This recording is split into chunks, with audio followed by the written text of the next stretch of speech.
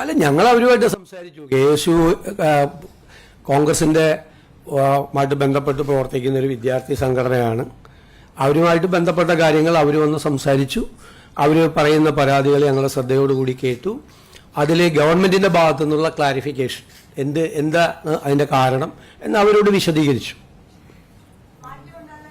പിന്നെ നിങ്ങൾ പ്രചരണം നടത്തിയത് മുഖ്യമന്ത്രിയെ കാണാൻ അനുമതി കൊടുക്കുന്നില്ലെന്ന് ഒരു കാര്യം ഞാൻ വ്യക്തമാക്കാൻ ആഗ്രഹിക്കുന്നു.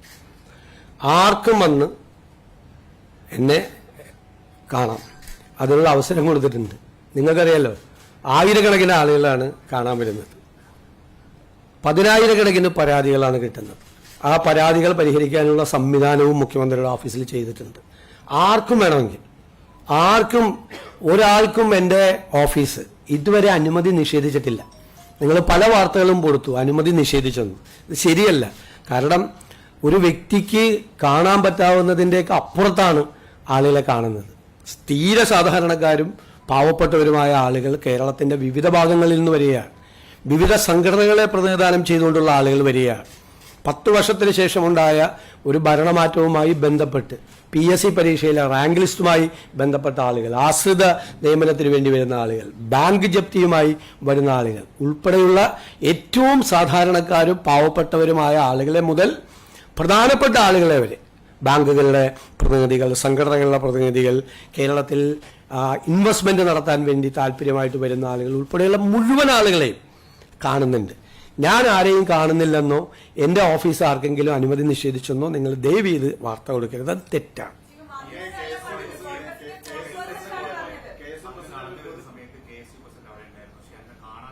ഞാൻ അദ്ദേഹത്തെ കണ്ടില്ലല്ലോ.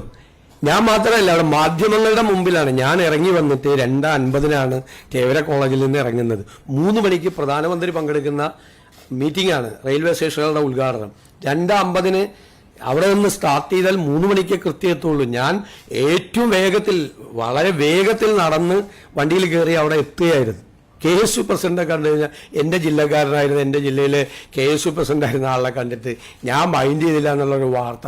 ഞാൻ നിൽക്കുന്നൊരു ഫ്രെയിമിൽ അദ്ദേഹം ഉണ്ട്. ഞാൻ പിന്നീടാണ് കാണുന്നത്.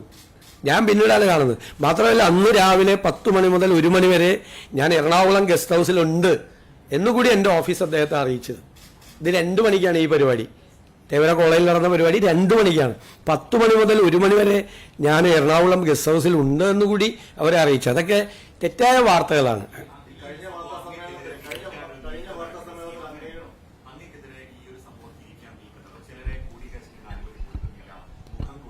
അതല്ലേ ഞാൻ വളരെ ക്ലിയർ ചെയ്ത് പറഞ്ഞത്. ഇനിയുള്ള കാലത്തേക്ക് കൂടിയല്ല പറഞ്ഞത്. ഒരാൾക്കും അനുമതി നിഷേധിച്ചിട്ടില്ല. ഞാനും എൻ്റെ ഓഫീസോ നിഷേധിക്കുകയില്ല. ഒരു കാരണവശാലും നിഷേധിക്കും. എല്ലാവർക്കും വന്ന് കാണാം. ഞാൻ അതുകൊണ്ടല്ല, ഹിന്ദു ഐക്യവേദിയുടെ ആളുകൾ വന്ന് എന്നെ കണ്ടപ്പോൾ അത് വിവാദമാക്കാൻ ശ്രമിച്ചു. എല്ലാ സംഘടനകളിൽപ്പെട്ട ആളുകൾ വന്ന്, ഇന്നിപ്പോൾ SFIയുടെ പ്രതിനിധികൾ ചോദിച്ചിട്ടുണ്ട്, അവസരം ചോദിച്ചിട്ടുണ്ട്. NGO യൂണിയന്റെ ആളുകൾ വന്നിരുന്നു, KSTയുടെ ആളുകൾ വന്നിരുന്നു, അവരുടെ ഗസറ്റ് ഓഫീസേഴ്സ് അസോസിയേഷന്റെ ആളുകൾ വന്നിരുന്നു കാണാൻ. എല്ലാവർക്കും അനുമതി കൊടുക്കുന്നുണ്ട്. എല്ലാവർക്കും അനുമതി കൊടുക്കും. MLA എല്ലാവരും വന്ന് കാണുമല്ലേ? അങ്ങനെ ചെയ്യാൻ പാടില്ലല്ലോ. അങ്ങനെ നിഷേധിക്കപ്പെടേണ്ട ഒരു സ്ഥലമല്ല.